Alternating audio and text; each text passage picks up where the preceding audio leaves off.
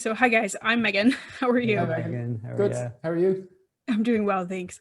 So, I wanted to start off by asking about your approach to this film and to the animation, because in animation there has been this shift from, the traditional hand-drawn approach more towards CGI. But this film, the films that you've worked on, they're all hand-drawn animation, hand-drawn 2D animation. So, could you tell me a little bit about what draws you to that classic technique for your films?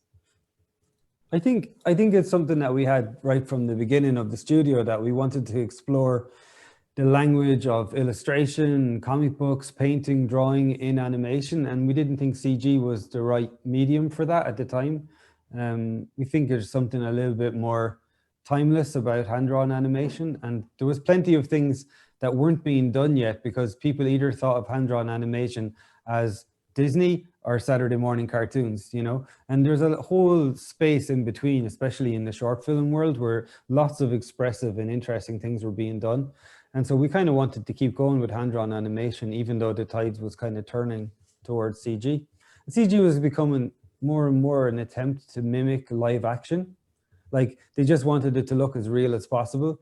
And we found that a little bit boring. It was a kind of obvious dead end. So we sort of thought there was much more to explore with hand-drawn animation. Especially as like big fans of like graphic novels and comic books and different types of painting and even old German expressionist film.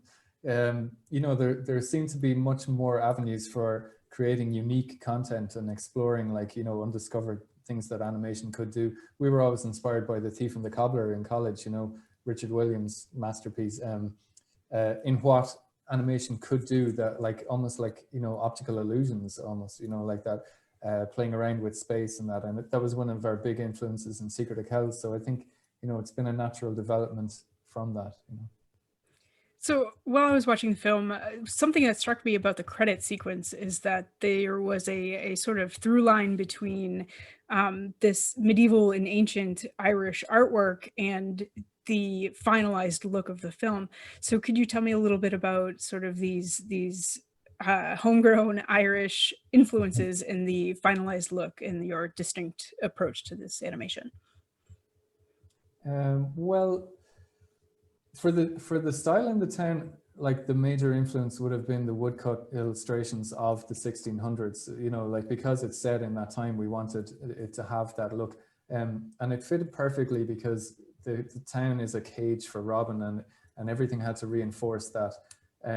So there are these big black lines, and there's lots of angles, and it's very aggressive mark making, and lots of geometric patterns. So it creates this almost kind of cage-like maze that's hard to escape, for Robin, because she is trapped there under society's rules. But in terms of Irish influences, I'm not sure if I think possibly because we're Irish artists ourselves, that it would naturally get in there. But I know in Secret of Kells we definitely tried to get in a lot of Celtic imagery in that, even in the whole design sense from the very start. There's a lot of Pictish carvings, like the really pre-Christian stuff. We incorporated a lot into the stylings of the stones and the caves, the Wolfwalkers world, yeah. And then I think what was nice about this one was that you were really trying to get the feel of Irish forests, that kind of wetness and stuff into it, because a lot of the artists were international and they mightn't necessarily have had that kind of experience of the damp, soggy socks Irish forests. So we had to try and get them into that. But yeah, it's kind of a culmination of a lot of stuff we worked on previous films as well. We just tried to bring it to another level. Yeah, one of the things that fascinated me about this film, especially having seen Secret of Kells and Song of the Sea, but especially Secret of Kells, was that Catholicism, I felt like that was almost the villain here, was this sort of struggle between the ancient ways, the ways of the Wolfwalkers, and this encroaching, other religion. So could you tell me, break that theme down for me, how you develop that and approach that, and what that means for you, I guess? Well, there was two layers of that in Ireland. So first you have the patrician, St. Patrick Christianity that came, and that was just mixed and blended with paganism. Like he kind of used a lot, that first wave kind of was very integrated into the spirituality that was already here.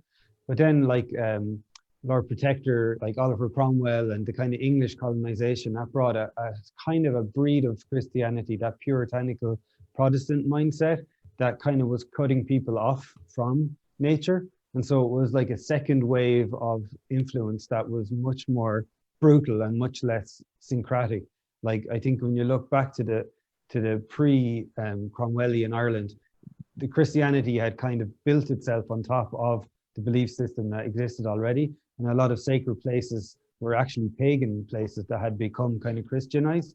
Whereas what Cromwell represented, or what Lord Protector represents in our movie, is not so much the fact that he's like Christian, but more that he's bringing this colonial mindset, this kind of domination over nature and separating people from nature, and seeing that the humans needed to destroy the wildness within and their natural ways in order to be more pure, or more, you know, Puritan. And also an oppressing society too. Like, you know, like when you read back on the Puritans back in that time, they were almost like the Taliban of that age, you know, like they didn't want people to have fun. They didn't encourage dancing. They didn't encourage bright colors.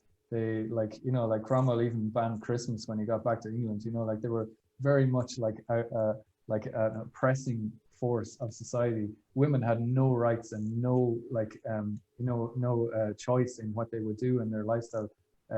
So on top of this domination of the environment, there was also a really, really strict domination of society too. Like this is the time of the witch trials, you know, where like if you were a little bit different, you could be burnt at the stake in a month's time, you know. Well, what was sad was that they were dominating a culture that was quite matriarchal, and there had been a very strong kind of, you know, I mean, we had a trinity of goddesses prior to Christianity, and there was a real role for the kind of wise woman, magic woman, that wasn't seen as a witch, but was seen as like a, you know, a natural herbalist or whatever in Irish society. So it really was a crushing of an older way of looking at the world, you know.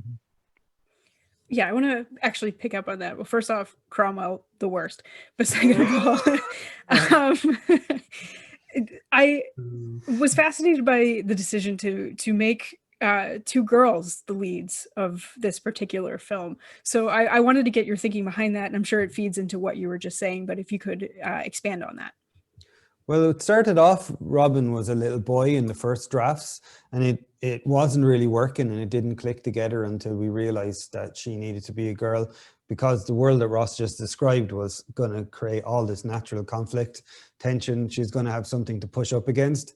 And that when she met Maeve, who was from that kind of matriarchal pagan society, she was going to see a mirror of somebody who was allowed, a young woman who was allowed to live instinctually, where she was being told to, you know, keep it all repressed and to just stay down, keep her head down, work, follow orders, and not break the rules and stuff. So it all made much more sense when they were two girls, when Robin was kind of the mirror of Maeve, gender-wise as well.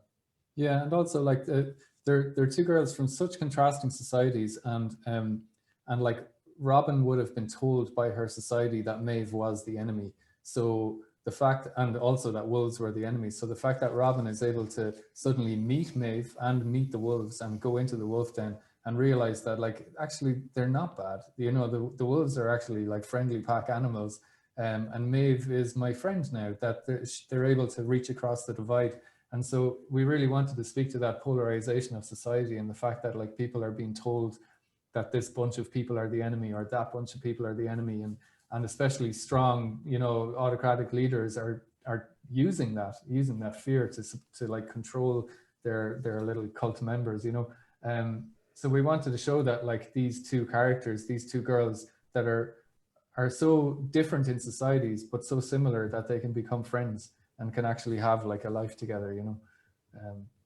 So yeah, but like the matriarchal society that Tomm was talking about too, like that there were healer women and wise women, but there were also like strong like queens of the time. That's what like Maeve is named for, Queen Maeve. Yeah, like even when Queen Elizabeth was in control in England, Gráinne Mhaol, which was a pirate queen of the West Coast, went over and met her and like bartered with her, and you know, like this supposedly savage pirate queen came in and met Queen Elizabeth as an equal, you know. So Ireland at the time was a place where there wasn't this suppression of women, whereas with the whole puritanical movement, there really was a suppression of women in that society. So there's a natural conflict for the story in that place. Yeah, before I move on to my next question, I have to interject. I actually wrote my master's thesis on the Tyne. Oh, really? So, yeah, I Good did. stuff. Yes. Yeah, you know all about Queen Maeve then. So yes, I loved that the character was named Maeve in this Well, film. if you ever get out, did you ever go to Ireland and go up to the top of Knocknarea where Queen Maeve is buried? Not yet. That's on my bucket Yeah, list. that can be on your bucket list. Yeah. But okay, so my next question for this film, what do you hope viewers take away from the movie once the story is said and done?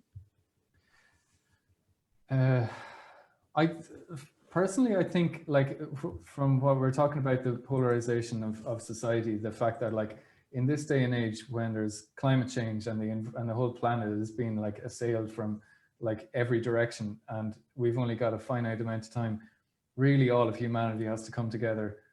Even people that you're told is your enemy, like, we all have to come together to figure out how to help save this world that we live in. It's the only one we have, and I think that's like one of the stronger messages for me. Tolerance. I think the tolerance thing, the idea that you can see the world through the eyes of, and maybe open up people's eyes to a certain speciesism that we have, where we think that animals are less than us and we're above them, and try and maybe see them as equals the way the ancient Irish did, you know. So another one of, I kind of want to backtrack and go back to the animation real quick, because I loved that there was this, and obviously a through line between Maeve and Robin's human and wolf forms, right? So I was wondering if you could talk a little bit more about how you approached that from the animation standpoint to make sure that it was clear that these characters were themselves even when they were shifting between forms.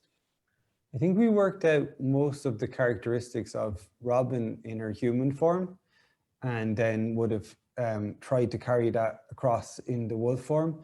But with Maeve, there was an attempt to have a lot of wolf characteristics even in her human form. So there was kind of a little bit more, like, you know, Robin was a human who turned into a wolf, where Maeve was someone who'd been a wolf and a girl forever. So whenever she's a girl, she can be a bit wolf-like, and when she's a wolf, she can have a little bit of human expressions. Whereas Robin, there was a bit of an attempt to have her seem a bit awkward and unsure of herself, and then whenever she kind of found her feet, that she was a bit more dainty and a bit more like her human form, even in her wolf form. Yeah, and then even in, like, say, like the body shapes, like Robin in her girl and wolf form would be quite long-limbed and elegant and thin, and a little bit more angular, whereas Maeve is very chunky and like broad and more rounded, and like a shorter, bigger snout and stuff like that. So like the body shapes carry through, and then of course there's the eye color, and then like Maeve's like dirty smudge across her nose and her forehead from constantly wiping her nose. That's there in her wolf form too. So there's quite a lot of similarities between the face tattoos. Yeah, and the 3 dots under the eyes and stuff. Yeah. All right, so I think I have time for one last question, and I want that question to be, what is something that you are the most excited for people to see? Like, what is, like, it can be a scene, a character, any real element of this movie that you're just excited to see like a fan reaction to? I think the running with the wolf sequence is one that Tomm and myself are very proud of. Like, it's a real kind of visual high point of the film, and then like the song like builds up. It's almost like a little short film in the midst of the main feature, and it's, you know, an experience with Robin exploring the world through Wolf's point of view, and exploring all the different sensations, running fast, jumping high, like the wolf vision. And then there's some beautiful little moments I find too, when the thunder and lightning come along, and Robin just has this nice little pause where she feels the rain on her face and hears, like, you know, feels the wind blowing through the trees, and she has this real sense of freedom. And coming from such a trapped society, I think that's a real importance. Yeah, and I mean the song is a cracker of a song, and there's every type of animation in there. Like, all the different techniques that we developed are all in that sequence. So yeah, for me, it's also the tent pole, as I used to say, of the whole movie. Yeah. All right. Well, thank you guys so much for your time. I loved the film, and hey, good luck with the rest of the launch. Thanks a Megan. lot. And I'd love to read your thesis on the Tomm. It's really pretentious. Well, still,